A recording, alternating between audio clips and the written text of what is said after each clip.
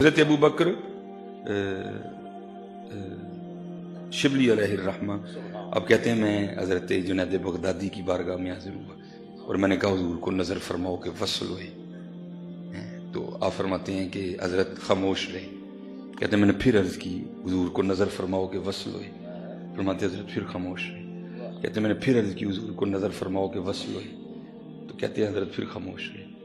کہتے ہیں میں تھوڑی دیر بیٹھا اور میں گھر آ گیا، اور جو وظیفہ پیر و مرشد کی جانب سے عطا ہوا تھا کہتے ہیں میں نے پڑھنا شروع کیا۔ کہتے ہیں میں وظیفہ پڑھ رہا ہوں تو ایک اندر سے نا خیال اٹھا، وہ کیا تھا کہ ابو بکر تو بخیل ہے، اور آپ فرماتے وسوسہ اتنا غالب آیا کہ مجھ سے وظیفہ ہی نہیں پڑھا جا رہا تھا۔ آپ فرماتے میں نے تسبیح نیچے رکھ دی اور میں نے کہا اگر خیال آیا تو ایویں نہیں آیا، وہ گل ہے ویسے آیا ہے۔ اور کہتے ہیں میں نے خود کو ٹیسٹ کرنے کے لیے میں نے کہا چلو ٹیسٹ کرتے ہیں کہ واقعی میں بخیل ہوں یا سخی ہوں۔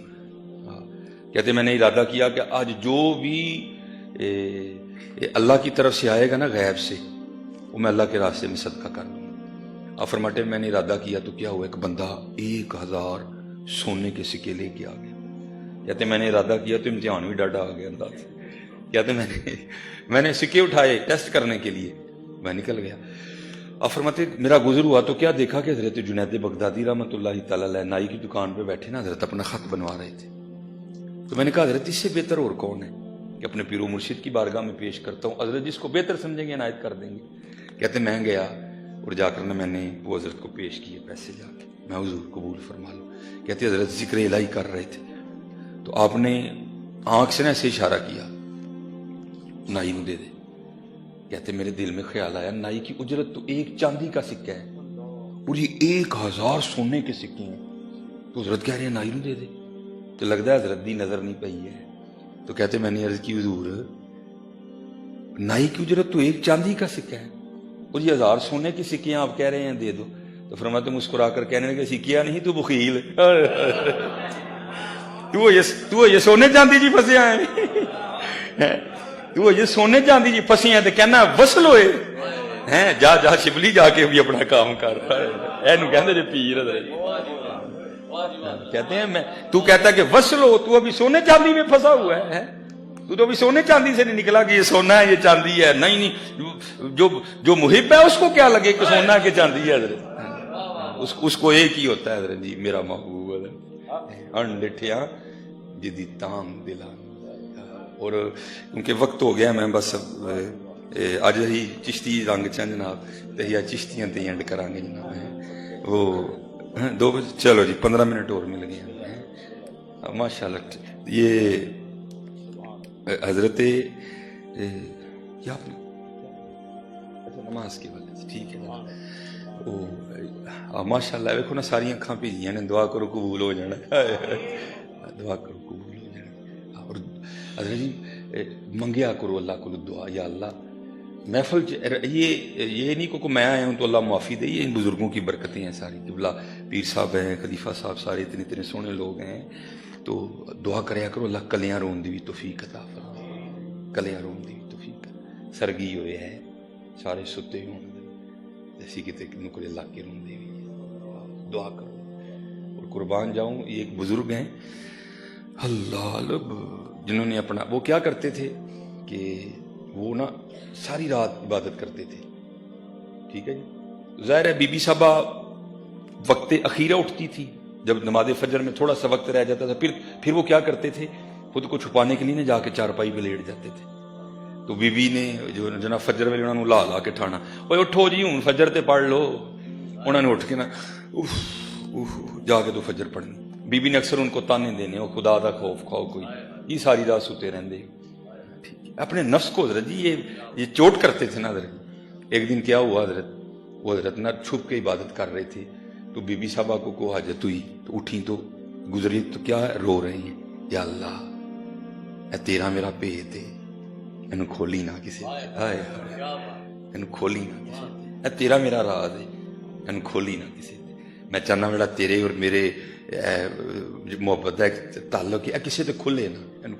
بی بی صاحبہ نے دیکھ لیا، بڑی حیران ہوئی، ٹھیک ہے۔ صبح جب کھانا دیا نا تو کھانا رکھ کے نا وہ جیسے عورتوں کا مزاج ہوتا ہے چھیڑتے ہوئے کہتی ہیں ہاں تسی تو بڑی دیر دا چھپان ڈے نا، انہوں راتی پتہ لگ گیا ہے آپ تو چھپا رہے تھے، مجھے پتہ لگ گیا رات کو. تو کہتے کیا پتہ لگ گیا؟ اس نے کہا آپ کا جو آپ کے رب کا تعلق ہے. کہتے کیا واقعتاً تو نے دیکھا؟ کہتی میں نے دیکھا جب آپ اللہ سے کہہ رہے تھے یا اللہ جڑا تیرا میرا تعلق ہے اینو راز ہی رہن دے.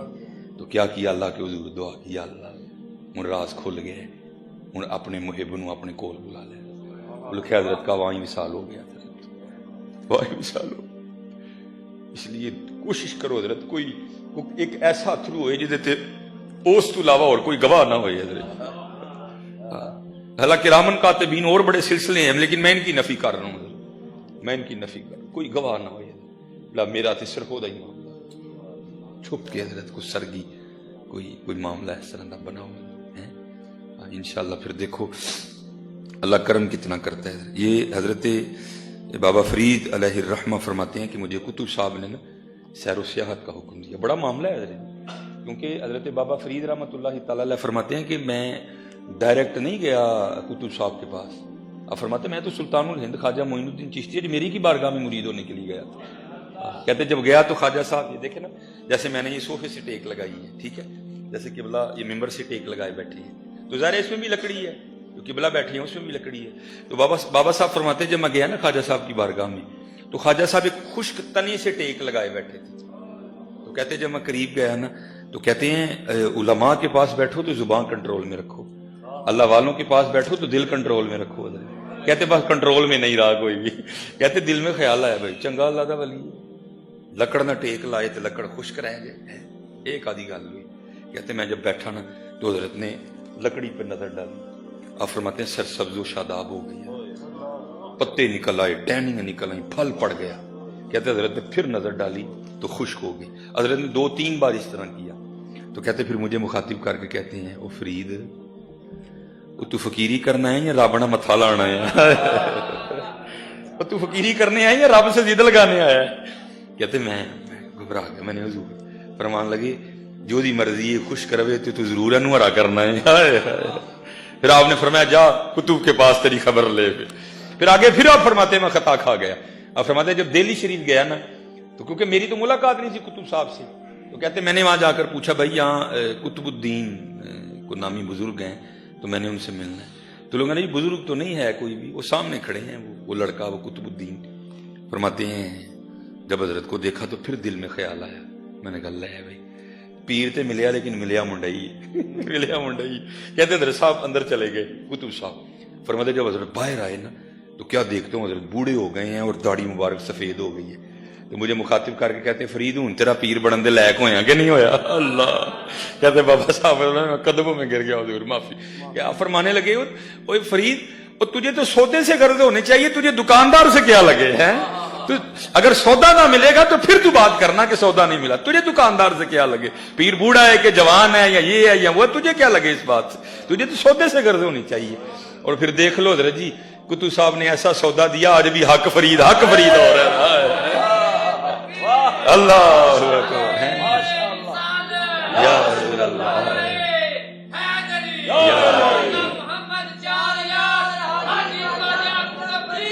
حق فرید یا فرید یا فرید.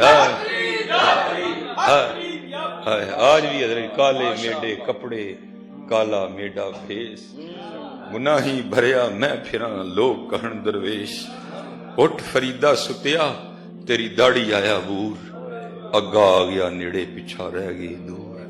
اٹھ فریدہ ستیا تے جھاڑو دے مسیت او تو ستا رب جاگدا تیری ڈاڈے نال فرید. دیکھ لو پھر کس طرح کا سودا دیتا ہے کتب صاحب. کتب صاحب نے پھر عنایت کیا کر دیا. وہ بابا صاحب فرماتے ہیں کہ مجھے سیر و سیاحت کا حکم ہوا. تو آپ فرماتے ہیں میں ایک جگہ گیا اور اس وقت مجھے ایک روحانی مسئلہ بھی درپیش تھا. تو آپ فرماتے ہیں میں نے پوچھا اس علاقے میں جا کے بھائی یہاں کو مرد رہتا ہے؟ تو جو ہے نا انہوں نے کہا بھائی ایتھے تے کوئی نہیں، اس سامنے ایک پہاڑ ہے تو غار وچ ایک بزرگ جڑے نے نا اللہ دی یاد چ مشغول ہے. تو حضرت بابا صاحب فرماتے میں اس پہاڑ پہ گیا. تو آپ فرماتے جب میں پہاڑ کی غار پہ پہنچا نا تو کیا دیکھا کہ غار کے منہ پہ ایک ٹانگ کٹی پڑی ہے. اس پہ گوشت پوست کوئی نہیں، خشک ہو گئی ہے ساری. تو خیر آپ فرماتے جب میں اندر گیا نا تو حضرت نے وہ گدڑی اوڑھ رکھی تھی جو صوفیہ کا مخصوص لباس ہے. تو کہتے مجھے نہیں اندازہ ہوا، وہ جو مجھے مسئلہ تھا حضرت نے وہ عربی فرما دیا. تو آپ فرماتے جب میں نکلنے لگا نا تو کیونکہ سنت ہے اپنے مہمان کو دروازے تک رخصت کرنے جاؤ. کہتے حضرت اٹھے مجھے غار کے منہ تک چھوڑنے جانے کے لیے، تو دیکھا تو حضرت صاحب کی بھی ٹانگ ہوئی. کہتے میرے دل